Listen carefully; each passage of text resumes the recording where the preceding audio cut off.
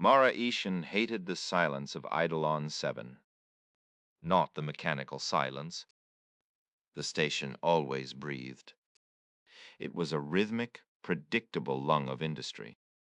Coolant flowed through miles of titanium arteries. Distant turbines hummed like a sleeping beast. The faint, rhythmic vibration of orbital stabilizers held the massive structure in a delicate balance against the crushing gravity of the planet below. That noise was comforting. It was honest. It told her the ship was alive. She hated the other silence. The silence behind the glass.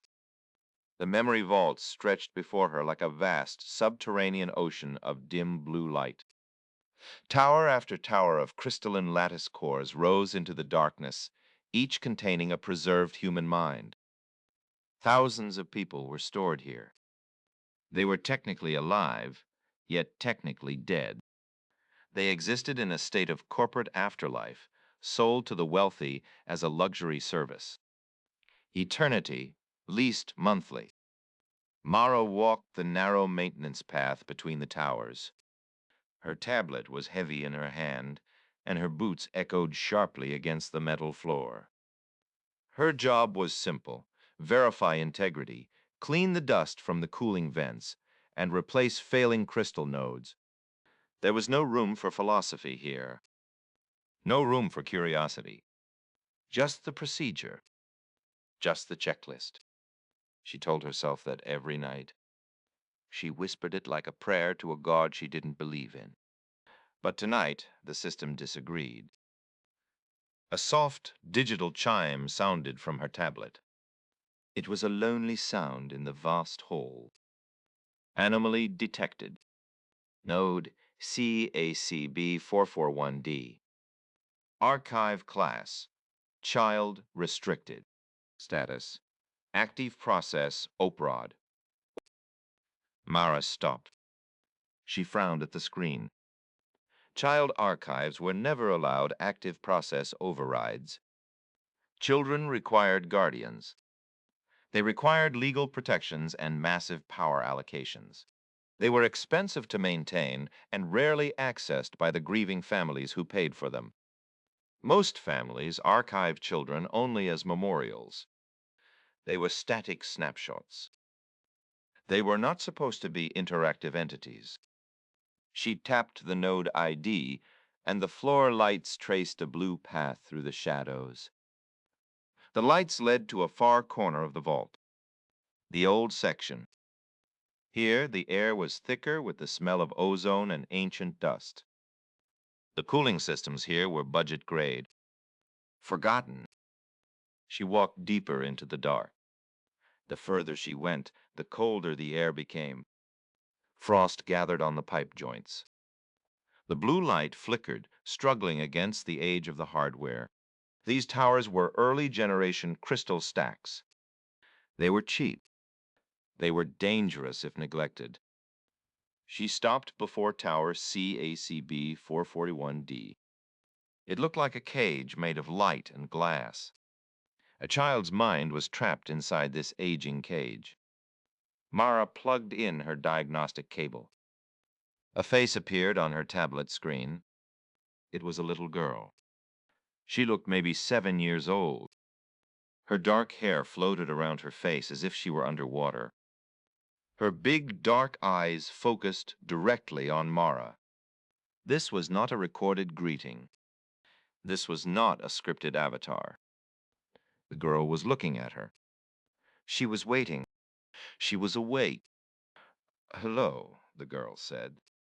Her voice was thin, filtered through the speakers of the tablet. Mara froze. Interactive consciousness required a massive license and power allocation. This tower had neither. By all corporate laws, this girl should be dreaming in a static loop of her favorite birthday party. "State your name," Mara said quietly. Her voice felt like a transgression in the silence.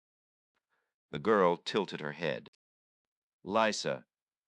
Mara checked the archive tag on the side of the stack. Subject: Lysa Wren. Event: Colony transport accident. Date 12 months ago. Upleased status. Partial emergency scan. Wren. Mara's stomach tightened. The Wren disaster had been the lead story on every news feed for months. A civilian transport ship had been lost during a jump misalignment. All hands were presumed dead. The corporate inquiry had been closed within weeks. No survivors. Emergency scans meant someone had tried to preserve minds in the final, terrifying minutes before the hull collapsed. It was illegal under corporate law, but in the face of death, people often chose the illegal path. "Why are you awake, Lysa?" Mara asked. "I heard you walking," Lysa said. "I hear everyone walking, but no one ever stops." I was lonely. Lonely. That word shouldn't be in her vocabulary. A partial scan of a 7-year-old child didn't have the processing power to feel complex isolation. Or so the manuals said. Mara's training screamed at her to disconnect the node. She should file an incident report. She should let the technicians come in and reset the crystal. They would wipe the consciousness and return it to a static state. Instead, she asked, "Do you know where you are in the quiet place?" Lysa said. "Where the sleeping people live." I try to talk to them, but they don't answer. They just keep dreaming about the sun. Mara swallowed hard.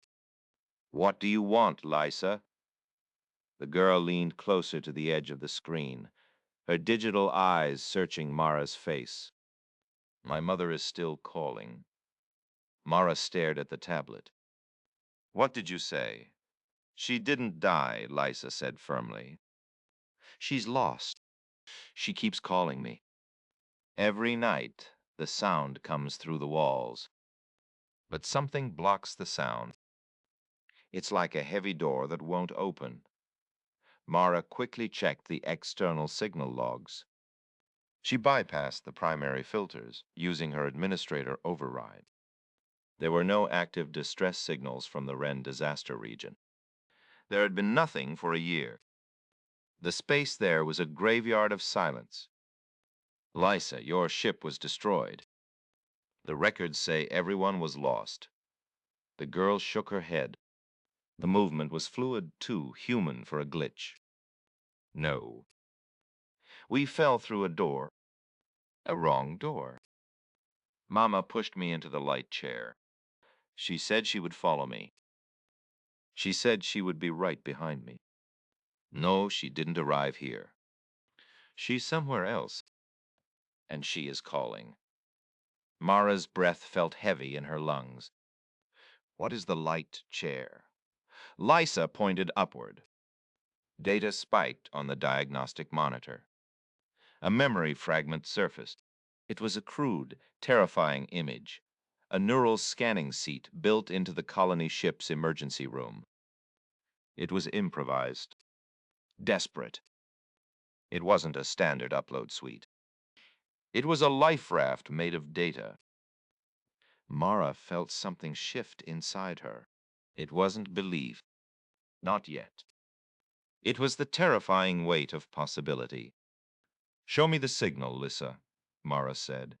Lysa lifted her hands. The tablet screen flickered violently. A hidden diagnostic layer appeared, buried deep under layers of corporate encryption and filtering. It was a signal trace. It was weak. It was almost noise. But it was intentional. It was a repeating pattern. Mara whispered, "This is real." Lysa smiled. It was a small, sad smile. "Mama is waiting." "She's in the dark." Mara disconnected the cable slowly. Her hands were shaking. She walked away from the tower, her mind racing like a turbine. If a surviving distress signal existed, the corporation would have known. They would have seized it, but they hadn't rescued anyone. They had hidden it. Why would they leave survivors in the dark? Liability. If the ship hadn't been destroyed by a jump error but by a corporate equipment failure, the lawsuits would bankrupt the sector. It was cheaper to let them die. It was more efficient to declare them ghosts. She returned to her staff terminal and accessed the restricted audit logs. She spent hours digging through the memorial storage archives. She cross-referenced emergency uploads over the last 5 years. Dozens of children, all partial scans, all tagged from disasters where no adult survivors were registered. Her fingers trembled. Children's minds were easier to preserve. They were smaller. Their data structures were cleaner. Most importantly, they had no legal standing. No adult consent was required if the parents were declared dead. Corporate policy allowed memorial storage for orphans of the state. But these children were not memorials. They were not sleeping. Mara looked at the power consumption logs. These towers were drawing 10 times the power required for storage.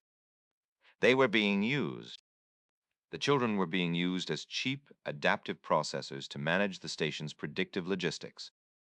They were ghosts in the machine, their brains used to calculate the most efficient routes for cargo ships while they waited for mothers who would never come. Mara sat back. Disgust rose in her throat like a physical heat. She looked at the blue light of the vault. It wasn't a library.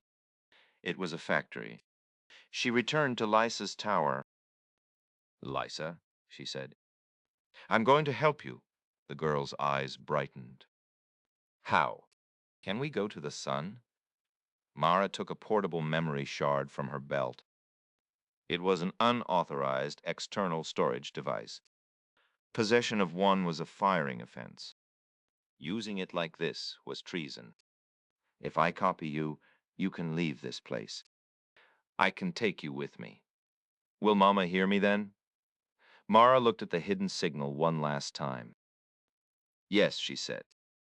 I promise, she initiated the transfer. A progress bar appeared on her tablet. Transfer initiated 12%.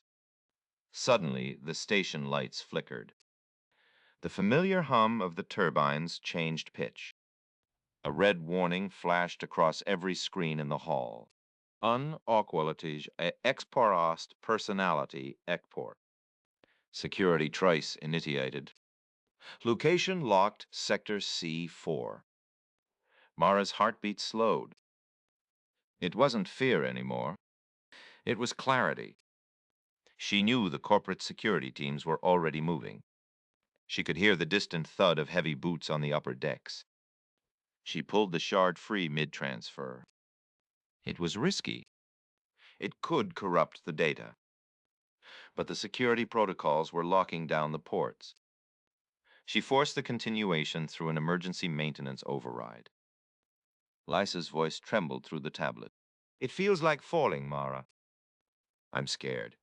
I've got you, Mara said. Don't look at the dark. Look at me. 98%. 100%. Transfer complete. A final booming warning echoed through the vault. Security units dispatched. Lethal force authorized. Mara grabbed the shard and ran. She didn't bother hiding. There was no time for shadows. She sprinted through the maintenance corridors, her breath coming in ragged gasps. Alarms pulsed red against the walls. Magnetic doors were locking down behind her, but she knew the station's override paths better than any security officer. She had spent 10 years in these vents. She reached Hangar 12. This was where the emergency pods slept in their metal cradles. She threw herself into the nearest pod and slammed the door shut. She inserted the memory shard into the navigation console. Can you still hear me, Lysa? Mara asked, her hands flying over the launch sequence. Lysa's face appeared on the small, scratched screen of the pod. I'm here. It's very small in here. We won't stay long, Mara promised. A new voice cut through the hangar's intercom. It was cold. Professional. Mara Ishen. Step out of the pod immediately. Mara looked through the small viewport. Station Security Director Halden stood there. He was flanked by 4 armed officers. Their rifles were leveled at the pod. You have committed identity theft, data smuggling, and corporate sabotage, Halden said. Exit the pod and we can discuss a plea. If you stay, there is no discussion. Mara didn't answer. She felt a strange sense of peace. She looked at the launch button. Lysa's voice whispered from the console. They will erase you, Mara. Don't let them. Mara's jaw tightened. She hit the launch command. The pod blasted from the hangar rail. The acceleration crushed her into the seat. Energy bolts streaked past the viewport, lighting up the darkness of space.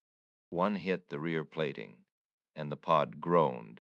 The system screamed, but the hull held. She shot into open space.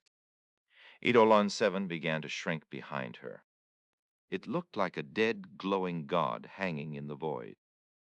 A message appeared on her console. It was a sector-wide broadcast. Corporate alert. Subject, Mara Ishen. Classification, terrorist, data thief. Reward active. Dead or alive. Mara laughed. It was a breathless, hysterical sound. I guess I have a child now, she said to the empty cabin. Lysa smiled softly from the screen. And I have a mother again. Silence fell between them.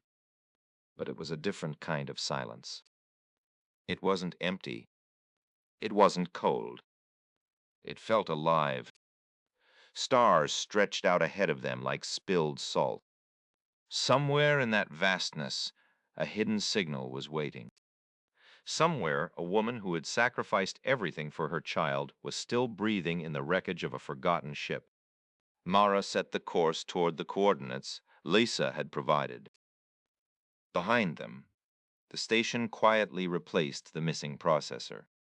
They pulled another child from the memorial archives. They plugged them into tower CACB 441D. The machine continued. The logistics were calculated. For now, but Mara's pod was small. Its engines were weak. It was never meant for long-range flight. It was designed to reach a nearby rescue beacon, not to cross a sector. Mara knew this. She began diverting life support power into the propulsion systems. The air grew thin. The cabin grew cold. Hours passed into days. The hidden signal grew stronger with every mile. Lysa sat quietly on her screen, watching the starfields. Mara, she said eventually, are you scared? Mara considered the question. The air was so cold now she could see her breath. Yes, she answered. Why are you helping me? I'm just a ghost. Mara exhaled slowly. Because someone should have helped you a long time ago. Because I'm tired of working for a machine that eats children. The signal finally resolved into coordinates near an uncharted region of space. It was a place ships avoided. It was filled with old jump scars and gravity turbulence. Navigation warnings blinked red on the pod's failing console. Mara ignored them. The pod dropped out of its final micro-jump. Ahead drifted the wreckage of the colony ship. It was torn in half, frozen in the vacuum. It was a jagged skeleton of steel. There were no explosion marks, no impact craters. The metal was simply twisted, stretched like clay by forces Mara didn't understand. A slow, rhythmic distress beacon pulsed from deep inside the wreck. Lysa whispered, Mama. She's right there. Mara docked the pod manually against a broken airlock seal. The docking clamps groaned, struggling to find purchase on the mangled hull. She grabbed a portable torch and a small oxygen tank. She stepped into the wreck. It was a tomb, Floating debris, frozen food, toys, shards of glass, drifted in the corridors. She followed the beacon. She reached the medical bay. Inside, a single emergency light flickered. A woman lay in a broken scanning chair. She was thin. Her skin was pale. She was barely breathing. Life support had been patched together with improvised tubing and battery packs that were nearly dead. But she was alive. Mara rushed to her. She checked her pulse. It was weak, but it was there.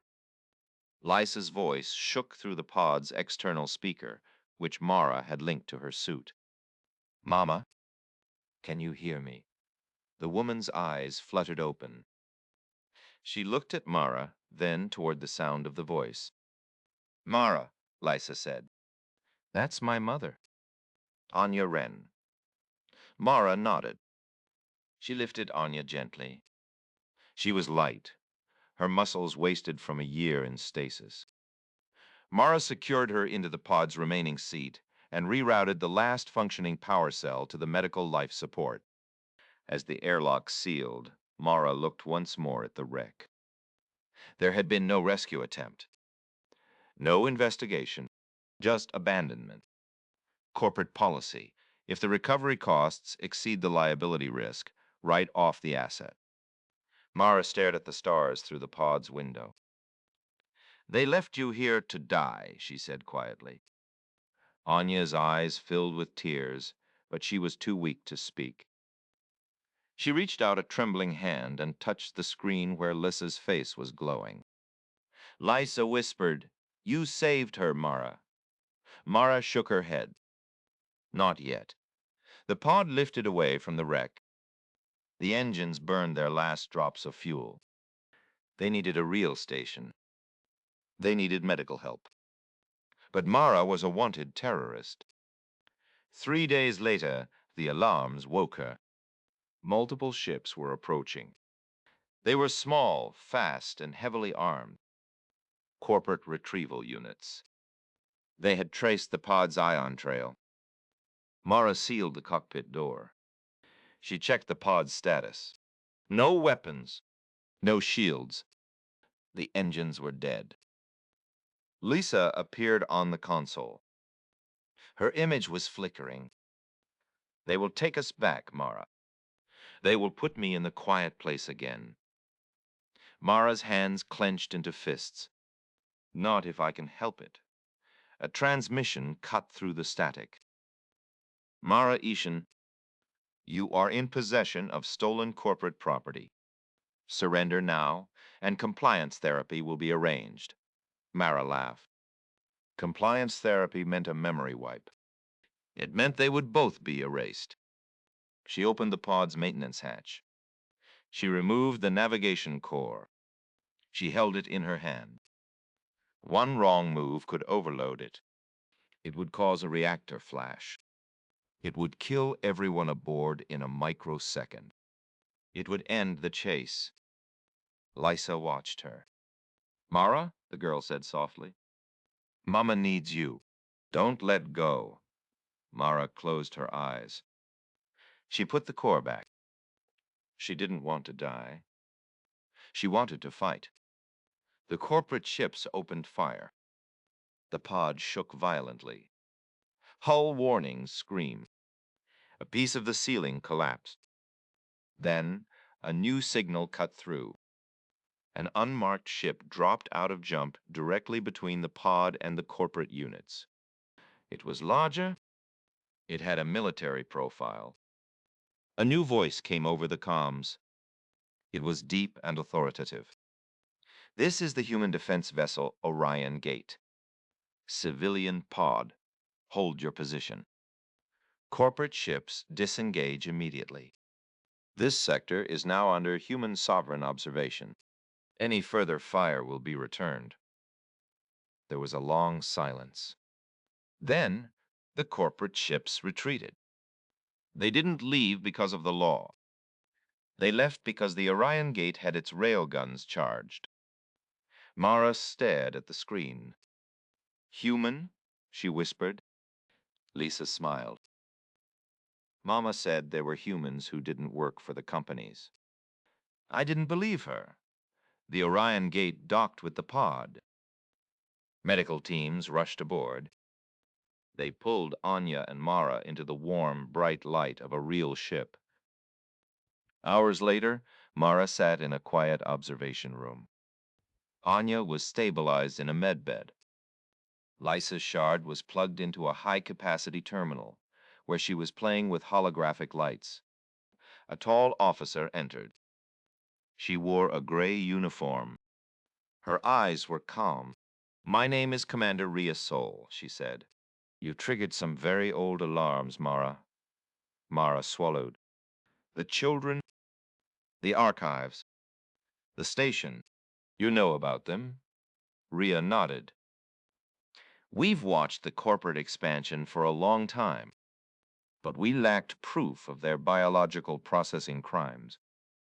You provided the data we needed." Mara looked down at her hands. "I just wanted to save a child." Ria looked at Lisa. "Sometimes that is how wars begin." Mara raised her eyes. "What happens to us now?" Ria's voice was steady. "Now you disappear. Officially, you died in that pod.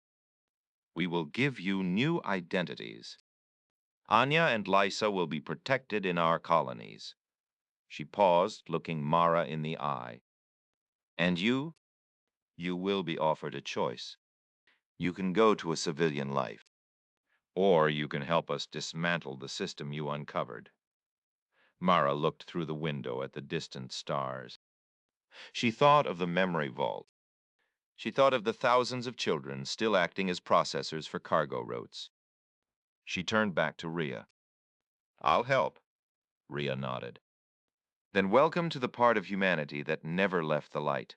Far away, Eidolon 7 continued to glow. It was quiet. It was efficient. But in the dark, a crack had formed in the machine. And machines, once cracked, never stay whole for long. The war for the ghosts had begun. Mara Ishen stood on the observation deck of the Orion Gate. The ship didn't breathe like Eidolon 7. There was no rhythmic hum of corporate efficiency here. Instead, the Orion Gate felt like a predator. It was a vessel of sharp angles, muffled sounds, and the constant electric tension of a crew that lived on the edge of the known galaxy. The silence here wasn't hollow. It was heavy with purpose. She looked through the reinforced glass at the stars. Behind them, Eidolon 7 was a memory, a distant spark of light that represented 10 years of her life. It was a tomb she had escaped, but she knew she hadn't truly left it behind. "You were thinking about the vault," a voice said. Mara turned. Commander Ria Sol stood in the doorway. She wasn't wearing her formal uniform today. She wore a simple flight suit, her gray eyes reflecting the starlight. "I'm thinking about the ones who are still there," Mara said.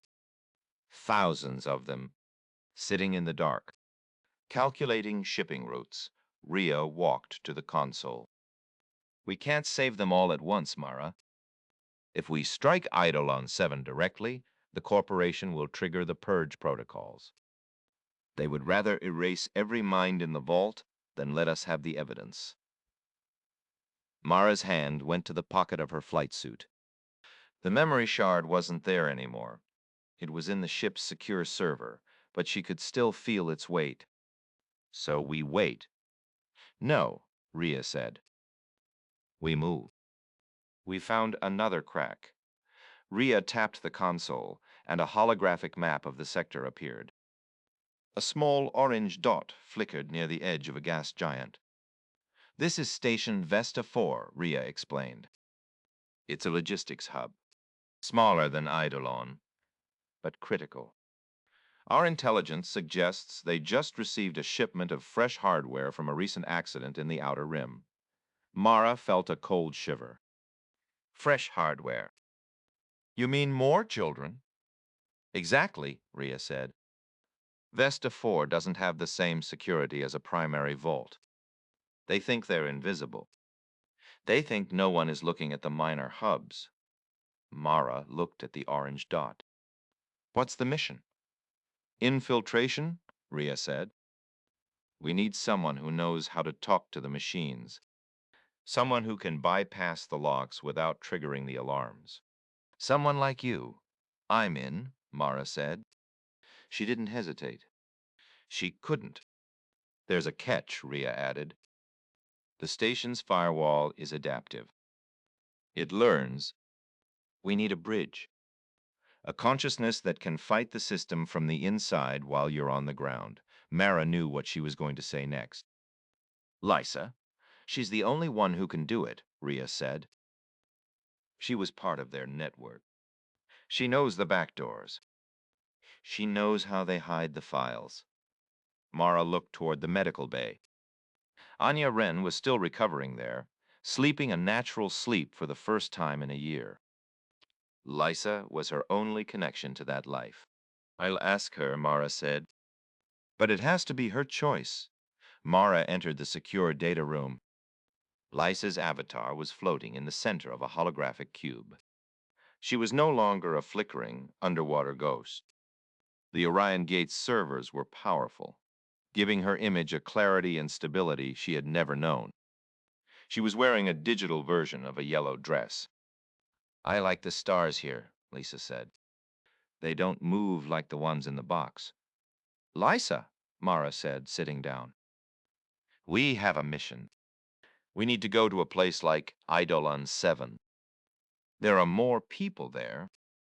More children. Lysa's image flickered for a second.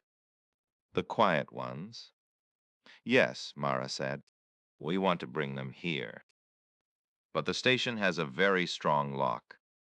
Commander Rhea says you are the only one who can open the door from the inside.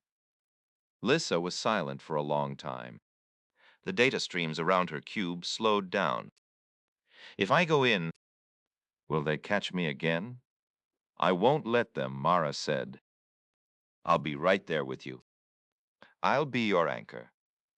Lysa looked at her digital hands. Mama said I was a hero when I stayed in the chair. Is this being a hero? Mara felt a lump in her throat. Yes, Lisa. This is being a hero. Okay, Lysa said. I'll go. I want to wake them up. 2 days later, a small black stealth shuttle detached from the Orion Gate. Mara sat in the cockpit, her fingers moving over the controls. She wasn't a combat pilot, but she knew how to fly low and quiet. Next to her, a dedicated data terminal held Lysa's shard. Approaching Vesta 4, Mara whispered into her comms.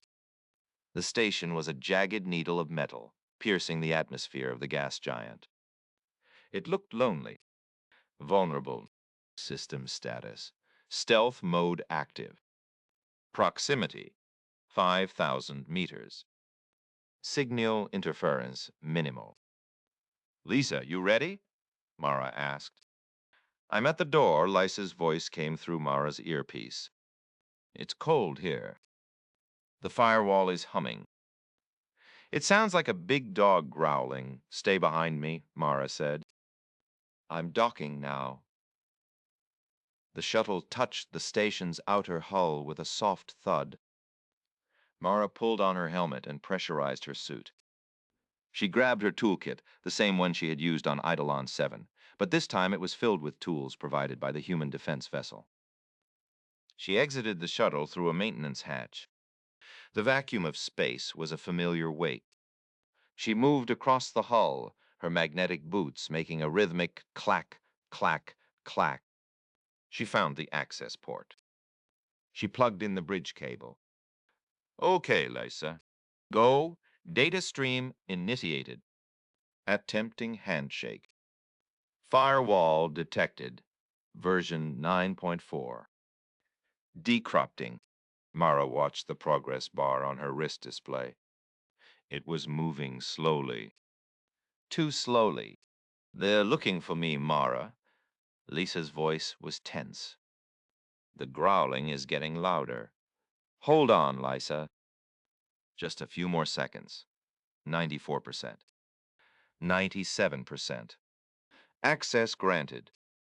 The maintenance hatch hissed and swung open. Mara slid inside. The air was stale, smelling of old plastic and recycled oxygen. She was in a narrow ventilation shaft. "I'm in the system," Lisa said. Her voice sounded different now, deeper, more confident. "I can see the whole station. It's small, messy. The vault is on level 3. Mara moved through the shafts, her heart pounding against her ribs. She reached a grate and looked down. 2 security droids were patrolling the corridor below. Their red eyes scanned the walls. "Lisa, can you loop the cameras?" "Already done," Lisa said. "I also turned off the floor sensors in Sector B. You can go now." Mara dropped from the vent. She landed silently and sprinted toward the vault. This place didn't have the grandeur of Eidolon 7. It was a warehouse, a storage unit for human souls. She reached the vault doors. They were heavy, reinforced steel. "I can't open these from here," Lisa said. "They're on a physical circuit. You have to manually override the lock." Mara opened the control panel. Her fingers were flying. She felt like she was back in the vents of Eidolon 7, running for her life. She bypassed the primary relays. "Warning," Lisa screamed. "External ping detected. Someone is trying to reset the station's core. How long do we have?" "Not long. If they reset, I'll be trapped in the buffer." Mara slammed her fist against the manual override lever. The doors groaned and slid open. Inside, the blue light was blinding. There were only 50 towers here. 50 children. Mara ran to the central server. She didn't have 50 shards. She had a high-capacity data rake, a military-grade device designed to vacuum up entire databases in seconds. "Lisa, prepare for the download." "This is going to be heavy. I'm ready." "I'm opening my arms. Download start, 0%. The station's alarms began to scream. A deep, booming voice echoed through the corridors. "Security breach. Level 3. Sealing compartments. Purge protocol initiated in 120 seconds. "They're going to erase them," Mara yelled. "Lisa, hurry, 15%. 32%. 48%. "It's too much data," Lisa gasped. "It's so loud in here. All the children are crying." "Don't listen to them yet, Lisa. Just pull them in. Focus on my voice." Mara looked at the door. The security droids were coming. She could hear the hum of their engines. She pulled out a small EMP charge Rhea had given her and placed it near the entrance. 75%. 89%. The droids appeared. Mara hit the detonator. A blue wave of energy erupted, and the droids collapsed into a pile of sparking metal. 99%. 100%. Download complete. "I have them," Lisa whispered. She sounded exhausted. "I have all of them. They're safe in the rake." Mara grabbed the device and ran. The corridor was filling with white gas. The purge protocol was starting. She held her breath and sprinted back toward the maintenance hatch. "Mara!" The shuttle. The shuttle was already detaching. The station's automated defense turrets were waking up. Mara jumped. She didn't think. She just leaped across the gap between the station and her ship. Her magnetic glove caught the edge of the shuttle's airlock. She pulled herself inside and slammed the door. "Launch!" "Launch now." The shuttle engines roared. They blasted away from Vesta 4 just as the station's external shields locked down. Mara collapsed into the pilot's seat. She was shaking.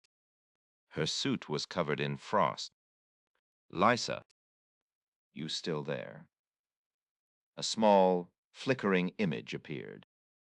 It wasn't just Lysa anymore. There were dozens of small shapes behind her, dots of light, shifting and humming. "We're here," Lysa said. "We're all here." Back on the Orion Gate, the atmosphere was different. The medical bay was full.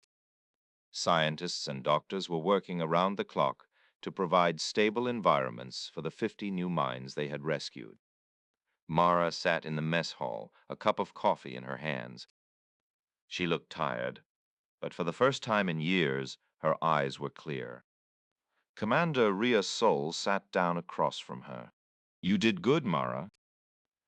"Vesta 4 is dark. The corporation thinks it was a system failure, but they're starting to get nervous." "They should be," Mara said. "Anya Wren woke up an hour ago," Rhea said softly. "She's asking for you and for her daughter." Mara stood up. She walked to the medical bay.